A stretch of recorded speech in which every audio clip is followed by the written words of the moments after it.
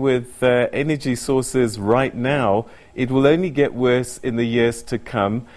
Does this then mean nuclear energy must be something to be added to that mix, and perhaps significantly so? Absolutely, Peter. And to the credit of government, there was a time, when I say government, I'm not only talking about the incumbent, the current incumbency.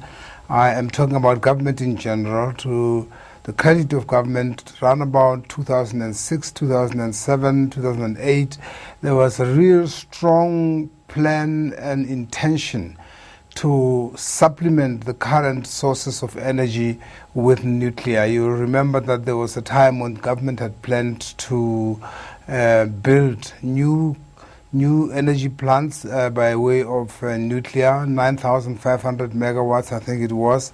And that plan, unfortunately, fell foul to the vicissitudes of politics and of history in the last 10 to 15 years.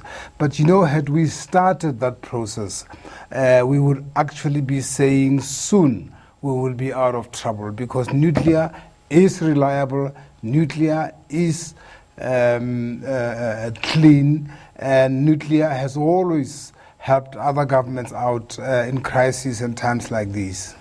So one of the challenges that people keep throwing against the nuclear story is cost. Is it a cost that we can afford to have, or one that we can afford not to have? Not afford to have, rather. So there's a great deal of ignorance when it comes to the economics of nuclear.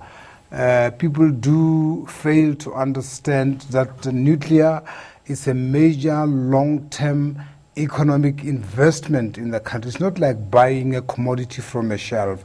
It's not like going into a car dealer and buying a car. It is an investment of a major economic nature. First of all, it would be part of a great industrialization attempt by our country. Nuclear is not just the component that brings electricity. The building of nuclear plants take 10 years, one at a time, and the lifetime of a nuclear plant is on average 60 years. And so, although in accounting terms, and I'm making a very important distinction here, and this is why I say there's a lot of ignorance when it comes to this.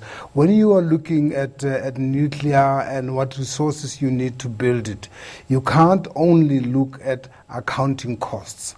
You've got to look at economic costs, because the benefits that come out of it are not simply accounting benefits. They're economic benefits as well. And so although it takes 10 years to build a nuclear plant, it has a lifetime of 60 years, so you have 60 years of revenues coming from that nuclear plant that you have built. And so people are particularly ignorant when it comes to that. What you need are economic profits out of a nuclear investment, and not only accounting returns. And if you look at it economically, you look at it from a point of view of financial economics and corporate finance, and not simply at bookkeeping. In bookkeeping terms, you will know that nuclear is in fact not expensive. And I dare say, I'm putting on my economics hat or my corporate finance hat on, I dare say it is not unaffordable. It is definitely affordable. All right. People need to see the models to be able to judge. All right, so I believe that there are more than 10 countries of 30 countries on the continent that are considering working with the energy, and that they've already engaged with the IAEA to assess the readiness to embark on a nuclear program. So this is a feeling that a number of African countries are already considering.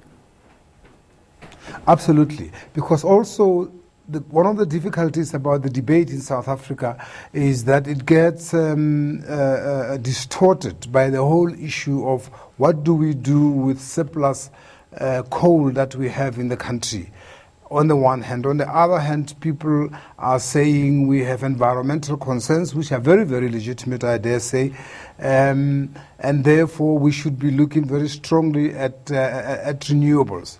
But you see, renewables and nuclear are not against each other. Renewables and nuclear are both clean energies. But in particular, more than renewables, nuclear is dependable. Nuclear is always available once you have it. It's more reliable than both coal and the other renewables. Yeah. So it is absolutely important that countries on the continent should be moving in that direction, because you need something that you can depend upon. You need something that is clean. And my view is, quite apart from that, if you want to industrialize, we're talking about major industrialization investments when it comes to nuclear. All right, then perhaps one final question. You've just been appointed the president of the Nuclear Industry Association of South Africa. What's your vision for the association and all the partners that play a part in developing nuclear energy and technologies in South Africa? Well, two major issues, Peter.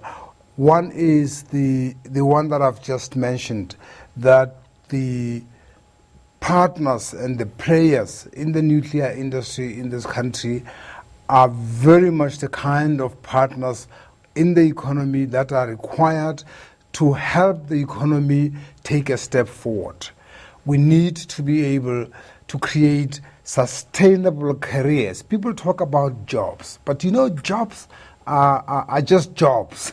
Careers in a sector and in an industry are much more durable, are much more part of what it is that we want to do to create sustainability in our economy and in our society. So the nuclear sector, the nuclear markets, the nuclear companies, the industry as a whole is a very, very important area of investment in our economy, and people keep talking about industrialization. We talk about industrialization, and we mustn't forget that the president puts a lot of emphasis on the fourth industrial revolution, and it couldn't be much more relevant than in the area of nuclear technology.